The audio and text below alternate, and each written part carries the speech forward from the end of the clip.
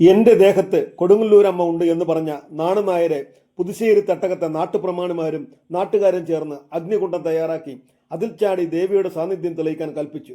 അവർ നാണുനായരെ അഗ്നിയിലേക്ക് തള്ളിയിട്ടു. അയാൾ ദേഹമാസകലം പൊള്ളലേറ്റ് അഗ്നിയിൽ വെന്തുരുക്കി ദഹിച്ചു.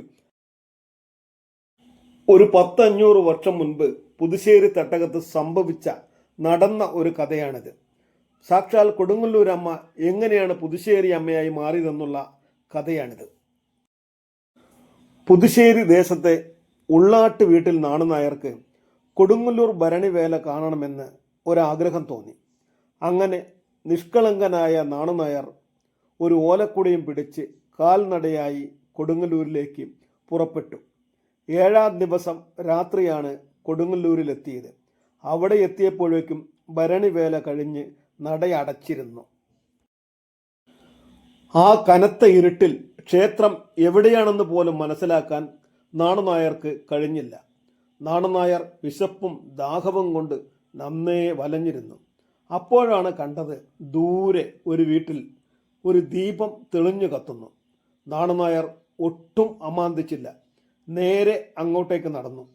ആ വീടിൻ്റെ ഗൃഹനാഥനോട് നല്ല വിശപ്പുണ്ട്, ആഹാരം തരുവാൻ അപേക്ഷിച്ചു.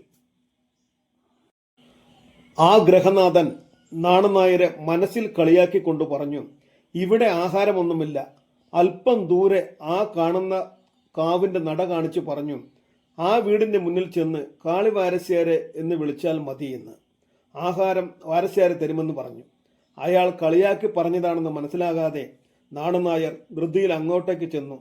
കാളി വാരസ്യാരുടെ വീടാണെന്ന് കരുതി ക്ഷേത്രനടയിൽ ചെന്ന് കാളി വാരസ്യാരെ എന്ന് വിളിച്ചു. യഥാർത്ഥത്തിൽ അതായിരുന്നു കൊടുങ്ങല്ലൂർ കാവ്.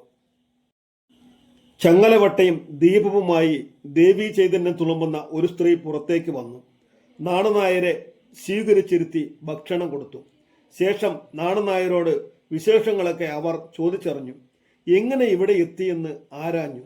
ആ കാണുന്ന വീട്ടിലെ ഒരാളാണ് ഈ വീട് കാണിച്ചതെന്നും പറഞ്ഞു. ആ സമയം ദേവി ക്രുദ്ധയായി ആ വീട്ടിലേക്ക് ഒന്ന് നോക്കി. ആ വീട് അപ്പോൾ തന്നെ കത്തിച്ചാമ്പലായി. അന്ന് രാത്രി ക്ഷേത്രം ആണെന്നറിയാതെ നാണുനായർ അവിടെ തന്നെ കിടന്നുറങ്ങി. ഉറക്കമെഴുന്നേറ്റ നാണുനായർക്ക് എല്ലാം മനസ്സിലായി. കിടുകിടാ വിറച്ചുകൊണ്ട് നാണുനായർ പ്രാർത്ഥിച്ചു. ആ നിഷ്കളങ്കമായ പ്രാർത്ഥനയിൽ ദേവി സംതൃപ്തിയായി. നാണുനായർ കിണ്ടിയും കുടയുമെടുത്ത് പുതുശ്ശേരിയിലേക്ക് യാത്ര തിരിച്ചു. ഭരണിവേല കഴിഞ്ഞ് അലഞ്ഞു തിരിയുന്ന ഭൂതഗണങ്ങളിൽ നിന്ന് തൻ്റെ ഭക്തനായ നാണുനായരെ രക്ഷിക്കാൻ ദേവി അദ്ദേഹത്തിൻ്റെ കുടയും കിണ്ടിയും ദേഹത്തിലുമായി അദ്ദേഹത്തിൻ്റെ ഒപ്പം തന്നെ എഴുന്നള്ളി.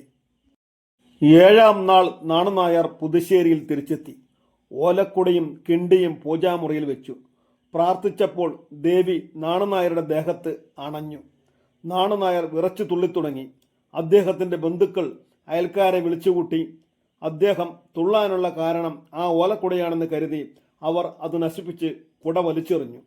നാണുനായരുടെ പെരുമാറ്റം കണ്ട് അദ്ദേഹത്തിന് ഭ്രാന്താണെന്ന് നാട്ടുകാർ വിധി എഴുതി. അവർ അദ്ദേഹത്തെ ഉപദ്രവിച്ചു. നാട്ടുകാർ ഉപദ്രവിച്ചിട്ടും നാണുനായർ കുലുങ്ങിയില്ല. നാട്ടുകാർ അയാളെ മന്ത്രവാദി എന്ന് വിളിച്ചു ആക്ഷേപിക്കുക പോലും ചെയ്തു. നാട്ടിലെ പ്രമാണിമാരുടെ തെറ്റുകളും ദുർനടപടികളും നാണുനായർ ചോദ്യം ചെയ്തു. ഇതിൽ രോഷം പൂണ്ട പ്രമാണിമാർ അദ്ദേഹത്തെ തല്ലിമുടുക്കി. വയലുകുളം എന്നൊരു കുളത്തിൽ കെട്ടിയിട്ടു മുക്കിക്കൊല്ലാൻ ശ്രമിച്ചു. അങ്ങനെ ഏതു വിധേനയെയും നാണുനായരെ ഇല്ലാതാക്കാൻ പ്രമാണിമാർ തീരുമാനിച്ചു. പക്ഷേ നാണുനായർ ആവർത്തിച്ചു പറഞ്ഞു, എന്നിൽ ദേവീ ചൈതന്യം കുടികൊള്ളുന്നുണ്ടെന്ന്. ദേവീ ചൈതന്യം നിന്നിൽ ഉള്ളവനാണെങ്കിൽ അത് തെളിയിക്കണമെന്ന് നാട്ടുകാർ ആവശ്യപ്പെട്ടു.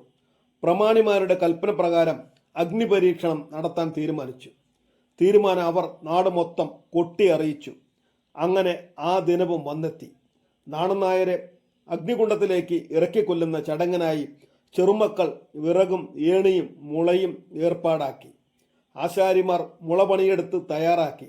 കൊല്ലന്മാർ കുഴിയുണ്ടാക്കുവാനുള്ള പണി ആയുധങ്ങൾ നിർമ്മിച്ചു നൽകി. നായ്ക്കര് കുഴിവെട്ടി. വടുകർ മണലിട്ടു.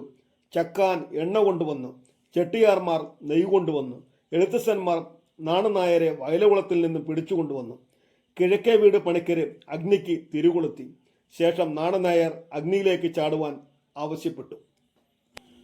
തീ ആളിക്കത്തുവാൻ വേണ്ടി ചെട്ടിയാർമാർ 8 കുടം നെയ്യ് ഒഴിച്ചു. ദേവീ ശക്തിയുള്ളവനാണെങ്കിൽ രക്ഷപ്പെട്ട് പുറത്തു വരട്ടെ എന്ന് പരിഹസിച്ചു. ആ സമയം നാണനായരുടെ ഉള്ളാട്ട് വീട്ടുകാർ ഇളനീര് ചെത്തി അഗ്നിയിൽ ഒഴിക്കാൻ ശ്രമിച്ചു. പ്രമാണിമാർ ഉള്ളാട്ട് വീട്ടുകാരെ തടഞ്ഞു. നാണനായരെ ജനം അഗ്നിയിലേക്ക് തള്ളിയിട്ടു. നാണനായർ ദേഹമാശകലം തീപ്പൊള്ളലേറ്റ് അഗ്നിയിൽ വെന്തുരുകി ദഹിച്ചു. ആ സമയം അദ്ദേഹത്തിന്റെ ദേഹത്തിൽ നിന്നും അഗ്നിജ്വാലകൾക്കിടയിലൂടെ ദേവി പ്രത്യക്ഷപ്പെട്ടു. ദാരികനെ വധിച്ച കാളിയാണെന്ന് ഓർക്കണം. ആ കണ്ണുകൾ കോപം കൊണ്ട് ജ്വലിച്ചു. ആ തിരുവുടൽ വിറച്ചു. അവിടെ കൂടുനിന്ന പ്രമാണിമാരെയും അധർമ്മത്തിന് കൂട്ടുനിന്ന നാട്ടുകാരെയും കൊടുങ്ങല്ലൂരമ്മയായ സാക്ഷാൽ കാളീദേവി ആ നിമിഷം തന്നെ ഭസ്മമാക്കി. നാട് മുഴുവൻ വസൂരി പടർന്നു പിടിച്ചു. കുട്ടികൂളിയടക്കം മരിച്ചു വീണു. നാട്ടുകാർ പരിഭ്രാന്തിയിലായി. അവർ ദേവിയെ പശ്ചാത്താപത്തോടെ കരഞ്ഞുകൊണ്ട് പ്രാർത്ഥിച്ചു. നാട്ടുകാരുടെ തോരാത്ത കണ്ണീർ കണ്ട് അവസാനം ദേവിയുടെ മനസ്സലിഞ്ഞു. ദേവി സംതൃപ്തിയായി പ്രായശ്ചിത്തം നടത്തുവാനായി കൽപ്പിച്ചു. അങ്ങനെ അവിടെ തന്നെ പ്രതിഷ്ഠ നടത്തി പ്രായശ്ചിത്ത വേലയും നിത്യപൂജയും ചെയ്യുവാനും നാട്ടുകാർ തീരുമാനിച്ചു. അതോടുകൂടി സർവം സഹയായ കാരുണ്യക്കടലായ കൊടുങ്ങല്ലൂരമ്മ പുതുശ്ശേരി ദേശം കാക്കുന്ന പുതുശ്ശേരി തട്ടകത്തിന്റെ രക്ഷകയായി മാറി. അങ്ങനെയാണ് കൊടുങ്ങല്ലൂരമ്മ പുതുശ്ശേരി അമ്മയായി മാറിയത്. ഓരോ പുതുശ്ശേരിക്കാരനും പശ്ചാത്താപത്തോടെ ഓരോ വർഷവും കുംഭമാസത്തിൽ നടത്തുന്ന ഈ വേലയാണ് പുതുശ്ശേരി വെടി മഹോത്സവം. പുതുശ്ശേരി വെടി ദിവസം എല്ലാ മതവിഭാഗക്കാരും ഇവിടെ വന്ന് അമ്മയോട് മാപ്പപേക്ഷിച്ച് തൊഴുതു പോകുന്നു. ഓരോ പുതുശ്ശേരിക്കാരനും ഉൾക്കുളിരോട് പറഞ്ഞുരുവിടുന്ന കഥയാണിത്. ഈ മുളംകുറ്റി അഥവാ കമ്പക്കുറ്റി കണ്ടോ? ഇത് നിൽക്കുന്ന സ്ഥലത്താണ് നാണനായരെയും കൊടുങ്ങല്ലൂരമ്മയെയും കൊല്ലാനുള്ള അഗ്നികുണ്ഡം തയ്യാറാക്കിയ സ്ഥലം. അതിന്റെ ഓർമ്മയ്ക്കായി ദാ ഇതുപോലത്തെ കമ്പം പണിത് ഉത്സവ ദിവസം തീ കൊളുത്തുന്നു.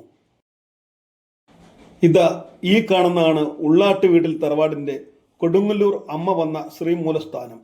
ഇതിനടുത്താണ് നാണനായരുടെ ഉള്ളാട്ട് വീട് സ്ഥിതി ചെയ്യുന്നത്. ഈ കാണുന്ന കുളത്തിന്റെ പേരാണ് വയലകുളം. ഈ വയലകുളത്തിലാണ് നാട്ടുകാർ തല്ലിമുടുക്കിയപ്പോൾ നാണനായർ രക്ഷപ്പെടുവാൻ വേണ്ടി ചാടിയത്. അപ്പോൾ GPS മീഡിയയുടെ എല്ലാ സബ്സ്ക്രൈബേഴ്സിനെയും പുതുശ്ശേരിയമ്മ അനുഗ്രഹിക്കട്ടെ എന്ന് പ്രാർത്ഥിച്ചുകൊള്ളുന്നു.